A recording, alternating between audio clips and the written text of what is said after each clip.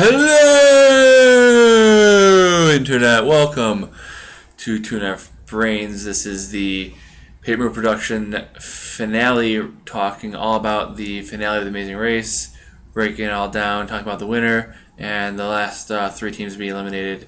And we're going to break it all down here with our two co-hosts, Jessica Tarasic, welcome to the show. Hello. And Greg Bubak, welcome to the show. Hello. Can't even see you there. Nope. Slide in. Oh.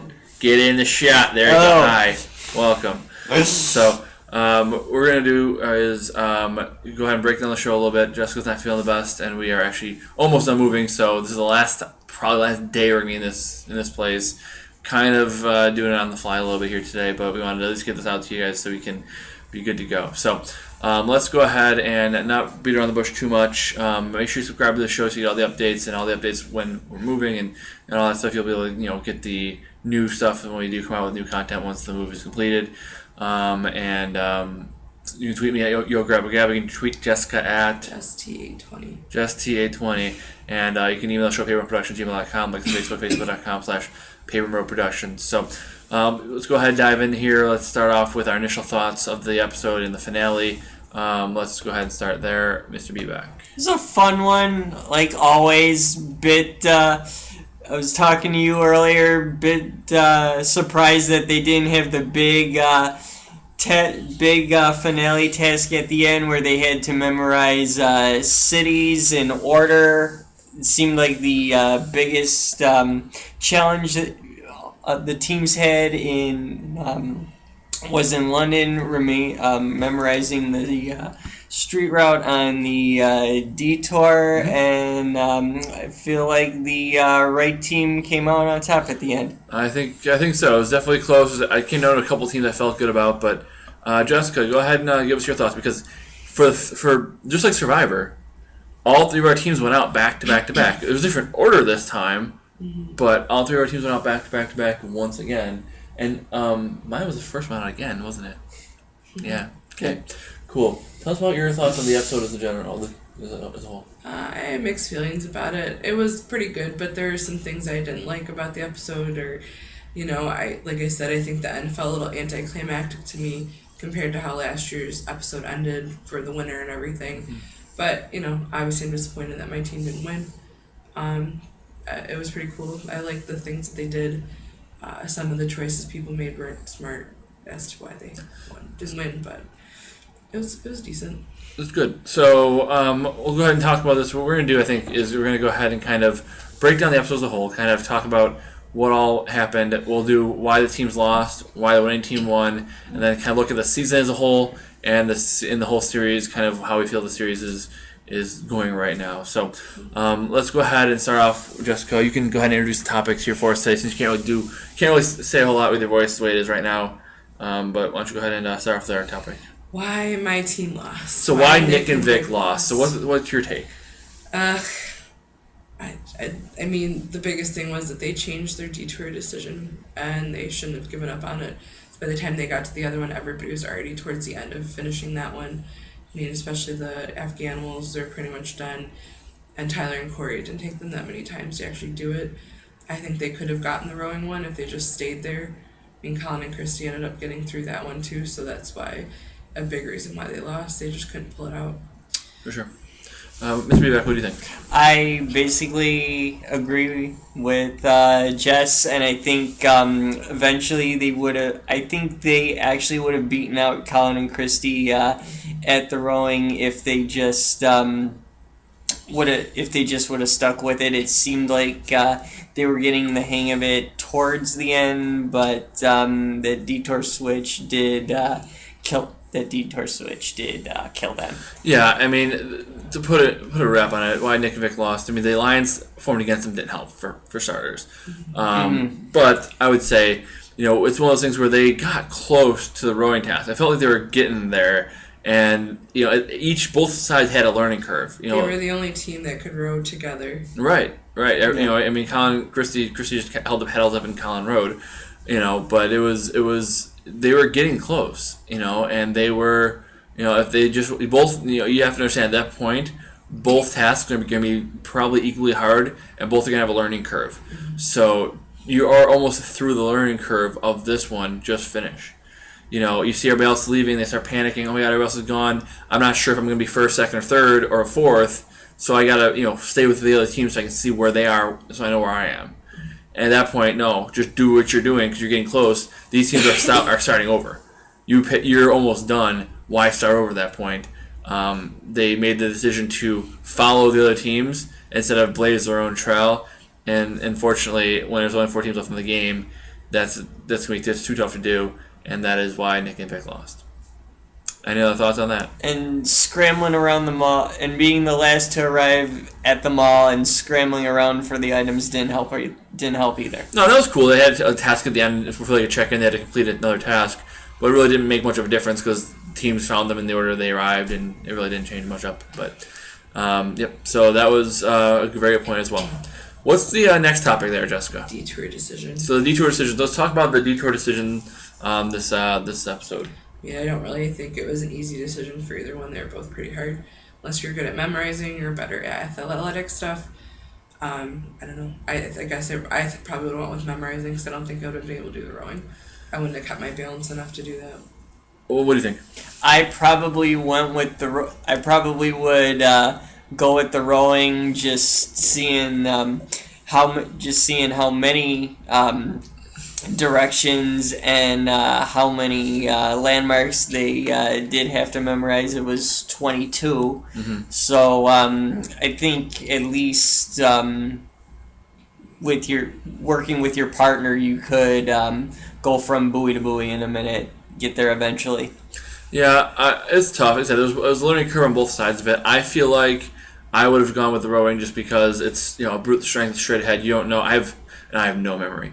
As you guys know, but I think it would have been quicker to get through the physical thing. It's straight ahead. It's this point to this point, and that's it. I didn't. Who knows how long the taxi ride actually took to each time you had to do it to learn. I would have been probably very confused and saying things in the wrong order and all that stuff. So I think it would have been way better.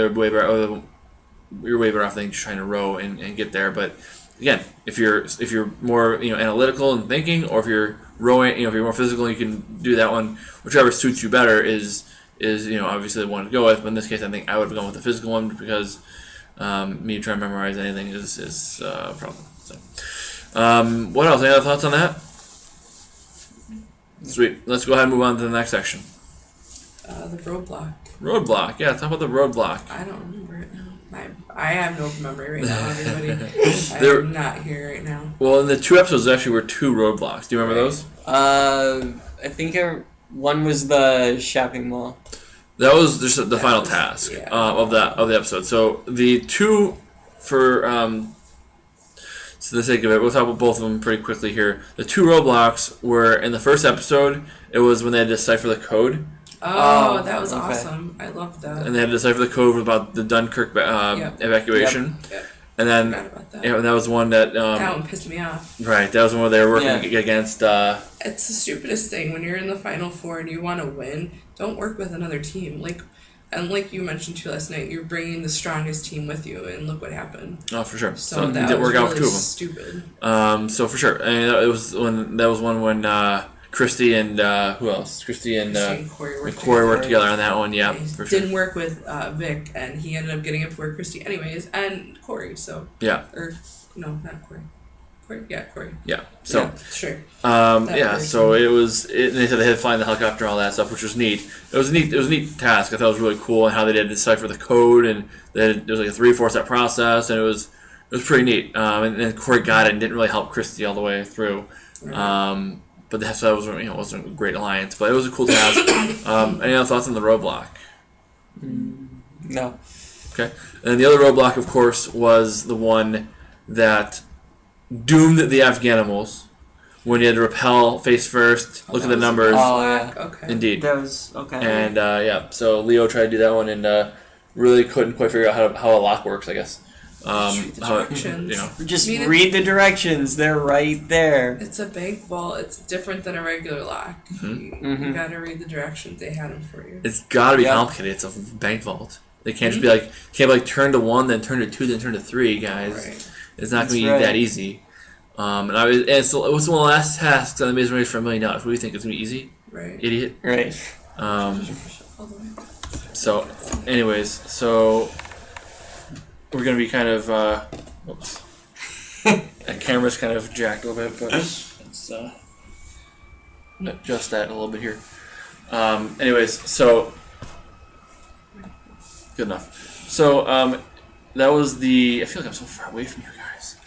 I feel like we're in a whole new world. Anyways, so that was the roadblock. And that was again the final task. The final roadblock, I should say. That started off the finale episode, the second half, I guess you can say. What do you think of that task? We kind of already talked about it a little bit. What do you think? The shopping mall task? No, the bank vault. Oh.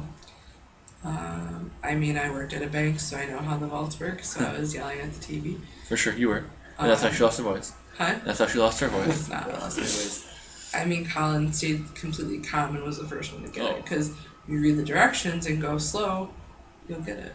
It's not that hard. It really wasn't that hard. No, he just kept missing the thing you turned to the first number. He kept trying to... I remember I kept seeing him turn left to the first number, and he was supposed to turn right to the first number. It's counterclockwise. Counterclockwise. At least 5. Right, whatever it was. Five, yeah. So he was counterclockwise, 5 turns, and you stop at the first number. Yeah, he kept... And then 4 to the right, and then to the left, and then to the right. Yeah, and he just kept trying to do the same thing over and over again and messed that up and couldn't get it. So that was the last roadblock. Since you guys mentioned it, what do you think about the last task before the check-in on the second last light? The shopping mall. Yes. It was interesting. I mean, that was kind of the equalizer for the teams. Sevnig and Mick got there super late, so they weren't going to catch up. Right. It was one of those things where it was a cool task. It didn't really change the pecking order at all. Really, kind of ended the way it did. But it was fine. It didn't do much for me, but it is what it is. Yeah. I would have been nice to see a little bit. I said, like you said, Vivek, I really want to see that, and just said too earlier about the last task at the finale. That might have made it a little bit closer, and the last task they had wasn't really anything. But the shopping mall reminds me of last season, how it ended when they were on getting the plane parked and putting the plane together. Definitely. Basically what they did, but it was the first half of the episode. So that reminded me with the plane. You mentioned the plane. That reminded me of the last test they had to do with the drums. Right. So let's go ahead and talk about the final task right now. That's actually next on the list. So go ahead and start with that. Final task? Yeah. Or why they on Jamal last? No, let's go with the final task. Final task. The drums? Yes. The song was great. The song is great. The white stripes are awesome. That drove me nuts. Yeah. Oh, I loved it. Well, and just you said too, it's the Buffalo Bills. It is. I didn't know song. I was at a Buffalo Bills game. Yeah. Oh. Exactly. So that was neat. Kickoff. Right, exactly. So that was neat. It was good. I would say that took a lot of attention to detail, and obviously they all knew that towards the end of it when they were trying to figure out what they did wrong. And like they all had it in order, just like this one little piece missing here, that one little piece missing there, something just out of order, not locked down all the way or tied down. Like even Tyler and Corey, they had everything together and it was still wrong, but they had the symbols or whatever too tight, so it wasn't operational. Exactly, it was like minor details. And again, I said before, they do sometimes cut stuff, so I'm interested to see if they had one more big task that they got cut or something. It seemed like a weird final task. It didn't have anything to do with, it's usually the Amazing Race ends on a cumulative test, everywhere you've been, all the tasks you did, something along the lines of that, right? Something along the lines of traveling. But they just, it was kind of just a normal task that was... It was a big task, a lot of attention to detail, but didn't really, anything. And also, what was it, the bowling? Oh, fouling, that was cool. Fouling, that was cool. That was neat, too. Fun, yeah. That looks like a fun thing to do. Maybe when we go to Detroit, we can see if they have that anywhere. We can go do that. Because I'm so good at actual bowling, might as well try my hand at something else. By the way... And it'd be pretty cool to actually make records too. Oh yeah, that was really neat too. That was neat. Cool. That was really cool. Yeah, for sure. So it was a cool cool finale episode. There was a lot of cool things they did. Stuff, yeah. I just would have liked to say one more big set piece, one more big, task. that they had. It took them a lot of time to do, but Right. it is what it is. By the way, we'll be in Detroit this week. Maybe we'll see some stuff that they did there. Who knows? It was really fun though, so we're looking forward to that as we travel for the 4th of July. So sweet. So any other thoughts on the final task before we move on to the the final meat and potato section? Anything else? All right, cool. So the records were cool. The football bowling was cool. Frickin', may I say, Colin crushed that shit. The first one was like knocked out 9 pins in the first throw. Right. That was disgusting. So good for them. But it was interesting too because I was talking to you when we were watching it. The whole Leo Jamal winning that first leg, the second last leg of the season. I was like, they're getting the winners at it. They have a real good shot. But Pay attention to the edit too much. I might, yeah. So good for them. But let's talk about, speaking of Leo and Jamal, what's next? Why Leo and Jamal lost. Yeah, so why Leo and Jamal lost? Who wants to start? Leo, I can start. Why did Leo and Jamal lose, in your opinion? Why did they not? I mean, they got third. They finished the race for the first time. They broke a bunch of records. Loudest, most annoying was probably on there too. Maybe the Twinnies and the Brenchels got that one. But what did Leo and Jamal lose? They didn't pay attention to the detail on the bank vault, and I think when you speak of the race overall, just they kept arguing and kept driving you, and kept getting frustrated, and that just didn't work out for them. For sure. I think they peaked in those first two legs that they won, and just dropped down from there. For sure. Each of them wanted to be right, and both couldn't be right at the same time. So arguments would go longer than they could, afford to have go on, and that they didn't get along enough. They didn't work together enough. Everything was kind of a bickering match. So, absolutely. And I said this before, Tyler and Corey grew leaps and bounds from the first season. They were great the first season, they were entertaining, but they actually were players this season. And they won legs their last season, but they were way better this season. Leo and Jamal played the same race 3 times. They were Leo and Jamal 3 times. They couldn't change who they were, they couldn't change what they did, they couldn't change how they acted, and they certainly couldn't change their egos. Why did Leo and Jamal lose? It is Leo and Jamal's ego.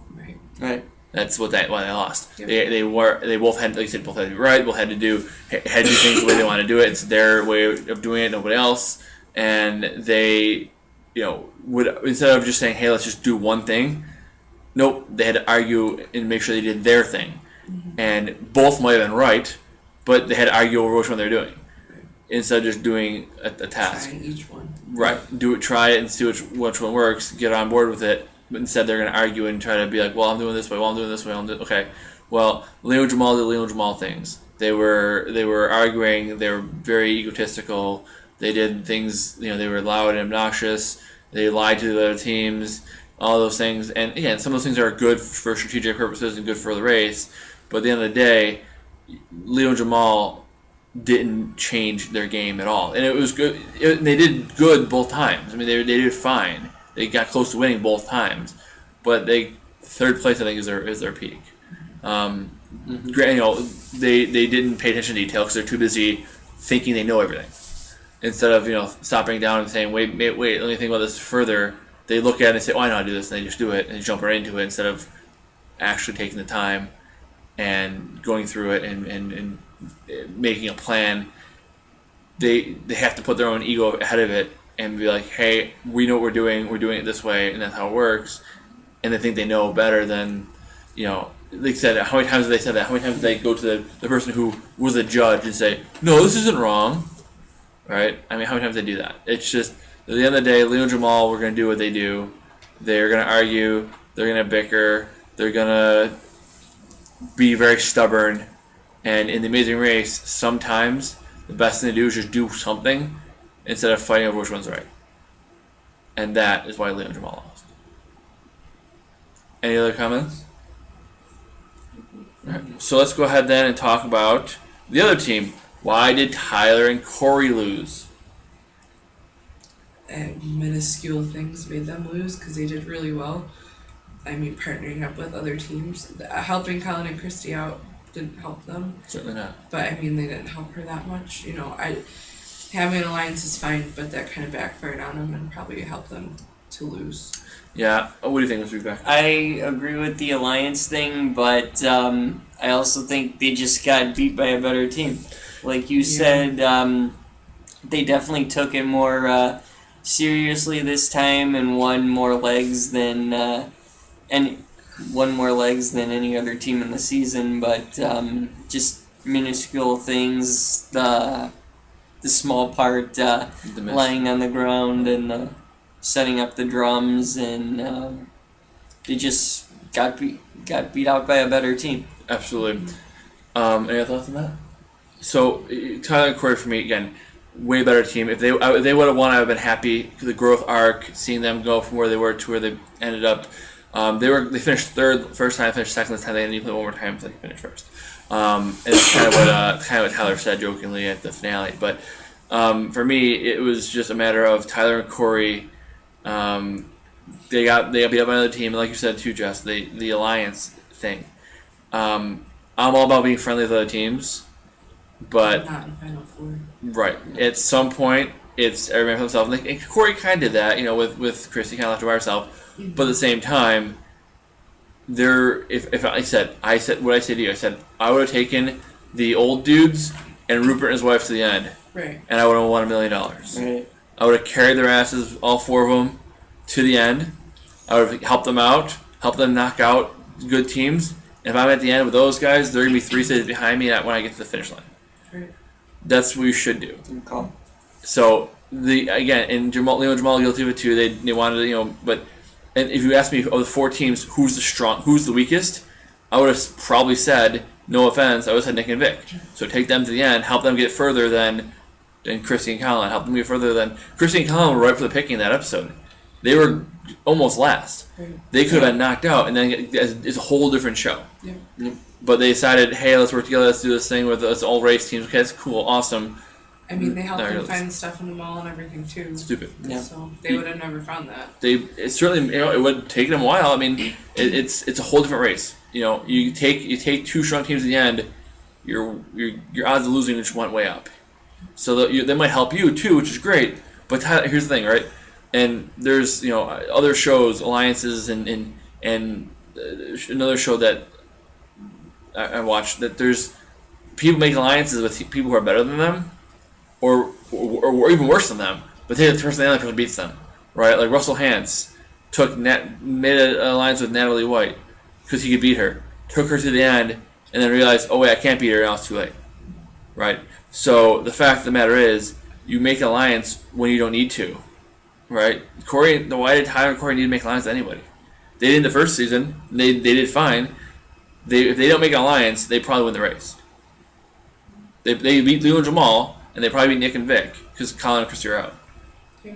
So and the other teams were helping them out because they're friendly. They were all that stuff. It's great, but they needed that help. Tyler and Corey should have. They played a lot better game, last smarter game. But come Final 5, Final 4, they should have put the foot down, stomped on the other team's throats, and got to the end. Because instead of being the friendly, cool guys that nobody's gonna be mad at them anyways, because they're funny, cool guys. Nobody's gonna be angry at you for winning the $1 million. And guess what? $1 million will buy more friends. So Tyler and Corey making that alliance, I think they just got beat by a better team. But a better team would have been in the race had they not formed an alliance with them. And that's why Tyler and Corey lost. Finally, there's 1 or 2 little sections here we wrap up with. Let's go ahead and talk about the winners. Our winners of the season. For the first time in about 3 or 4 seasons, I'm very happy with this. It was the team I wanted to win going into the finale. The 4 teams left. This is the team I wanted. But, my winner pick was out a long time ago, so no pat on the back for me. But why did Colin and Christy win? Because they were always calm and meditated, and the only time that they got really angry was the final episode when she's yelling at the taxi driver to be where they say to be. she's not yelling, but she definitely her attitude was different than the entire show I've ever seen her. Mm-hmm. So, yeah. What do you think? They were the most consistent throughout the season, and they stayed calm. Didn't. That was the only time I saw Christy get pissed off, and For sure. Absolutely. Time during tasks. stayed calm. Yeah, stayed calm, and didn't let much get to him. I mean, it's one thing not to care, right? And some people just got goofy, they don't care.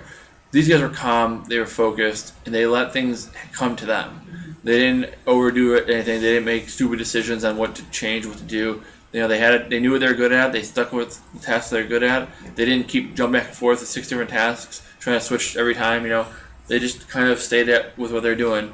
The biggest thing for me is they were always right around it. Right? There's some teams that you say, oh, they will win maybe a leg or two at the end, maybe win the whole thing. Colin and Christie were top 3 every time. I don't remember a time they weren't in the top 3.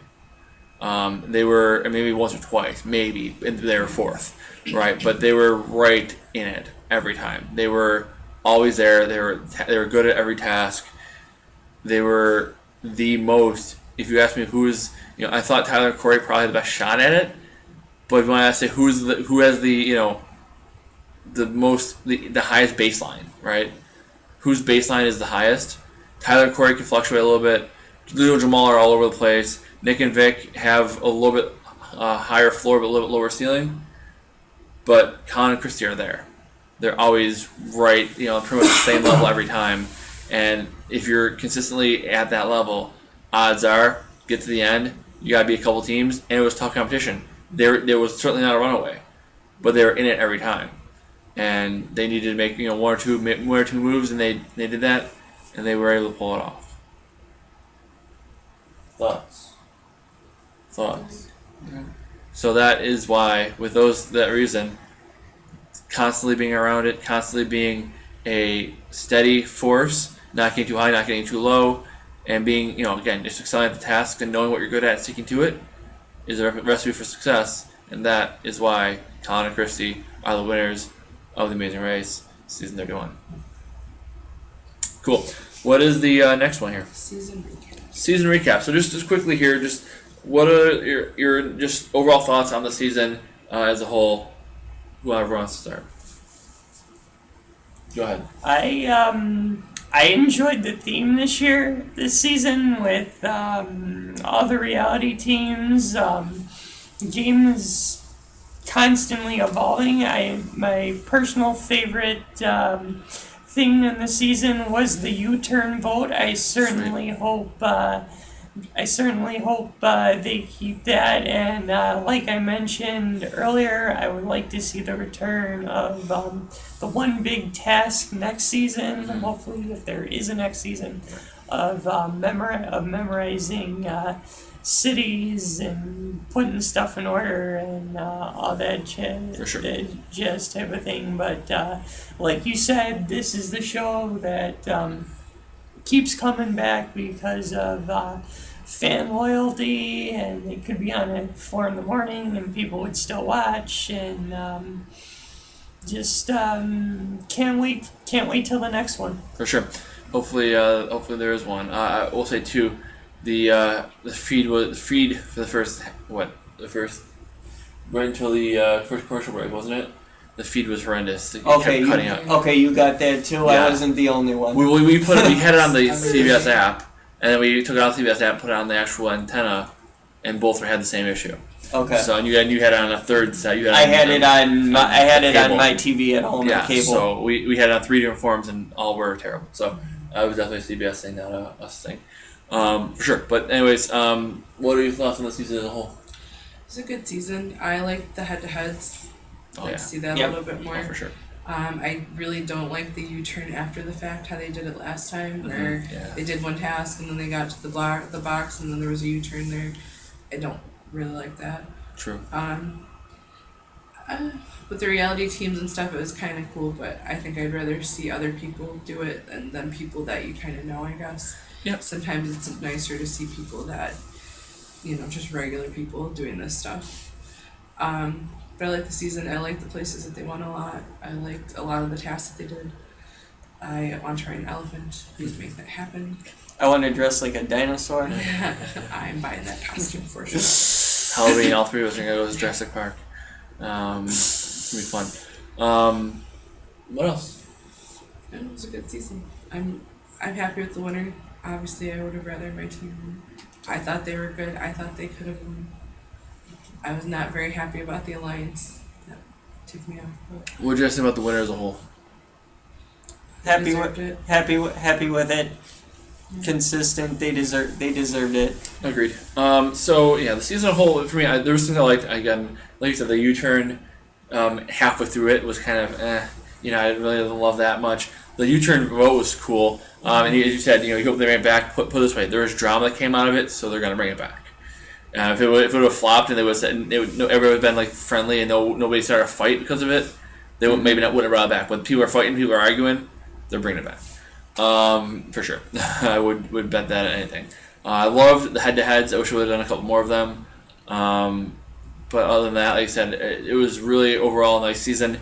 The reality stars, some of them I knew, some of them I didn't know, admittedly, but so that was cool. That probably got people watching from other shows, and that's probably why the ratings were pretty decent again. So they're gonna have to kind of keep reinventing themselves and finding new ways and some of that. Casting as always is the answer. I mean, any good show, casting is the answer. Like Survivor, it was a pretty good season overall. Unlike Survivor, the ending delivered. Mm-hmm. Right. I mean, the ending of the season was really good.